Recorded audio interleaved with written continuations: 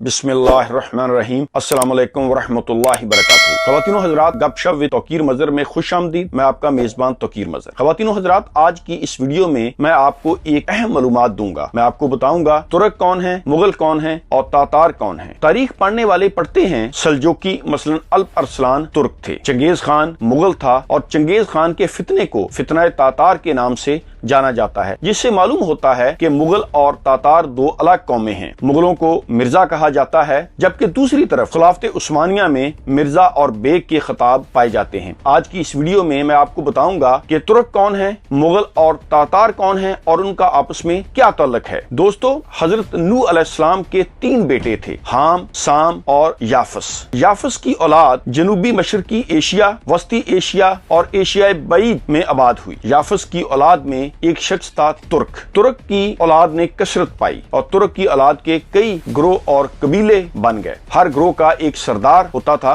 जो कि बड़े सरदार के मतहत होता था। सो हम ये कह सकते हैं कि तुर्क बिन यासफ के कबीलों के जितने भी लोग थे वो तुर्क कहलाते थे। ख़वातीनो हज़रात, अब हम बढ़ते हैं मंगोलों और तातार की जानिब। तुर्क बिन यासफ की औलाद में ही 2 कबीले थे। ये दोनों कबीले 2 हकीकी भाइयों की औलाद थे। इन 2 भाइयों के नाम मंगोल और तातार थे। इन 2 भाइयों की और इनकी औलादों की कोई इतनी हैसियत नहीं थी, ये तादाद में काफी कम थे, लेकिन वक्त गुजरने के साथ साथ इनके नफूस में इजाफा होता गया और मंगोल और तातार भाइयों की औलादें मुख्तलिफ मुल्कों में आबाद होती गईं। एक दिलचस्प बात यह है कि अलंजा खान के 2 बेटे मंगोल और तातार, इन 2 भाइयों की औलाद ही मुगल और तातार हैं। मंगोल खान का बेटा कुरा खान और कुरा खान का बेटा अर्गुन खान। अर्गुन खान एक कबीले का सरदार था। उस कबीले का एक आदमी जिसका नाम कांकली था, उसने 2 पहियों को जोड़कर एक गाड़ी बनाई। ये गाड़ी उस दौर में एक बड़ी अजाद थी जो कि सामान एक जगह से दूसरी जगह ले जाने के काम आती थी। अर्गुन खान को ये अजाद बहुत ज्यादा पसंद आई और उसने इसको कांकली का नाम दिया। तुर्की में आज भी गाड़ी को कांकली कहा जाता है। खैर, मंगोल की औलाद चीन और मंगोलिया में आबाद हुई और तातार की औलाद दरिया जुयन के किनारे आबाद हुई जो कि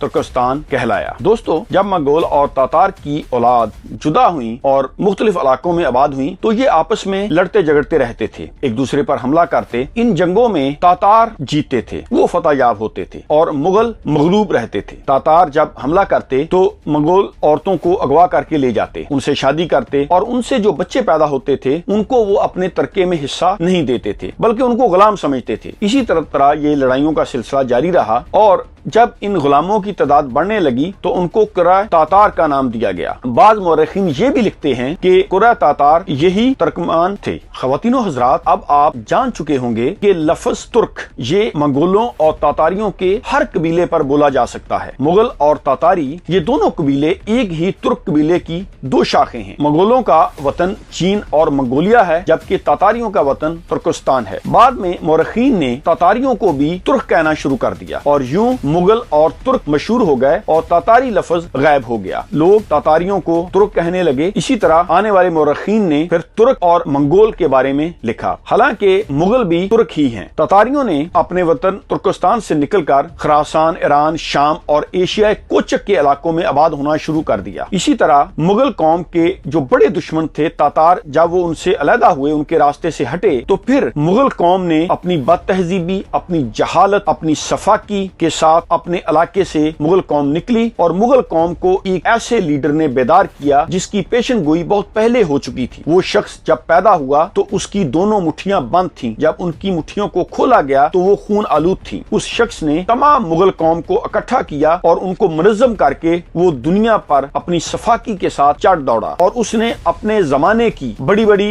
रियासतों को तबाह बर्बाद कर दिया। अगर आप उस शख्स के बारे में जानना चाहते हैं कि वो शख्स कौन था और कैसे उसने मुगल कौम को इकट्ठा किया और दुनिया के बेशुमार लोगों को अपनी सफाकी से कत्ल कर दिया, अगर आप ये सब जानना चाहते हैं तो आप मेरी आइंदा आने वाली वीडियो देखते रहिए। जब तक कि आप अपने मेजबान तौकीर मज़र को इजाजत दीजिए। Thank you very much. अल्लाह हाफ़िज़।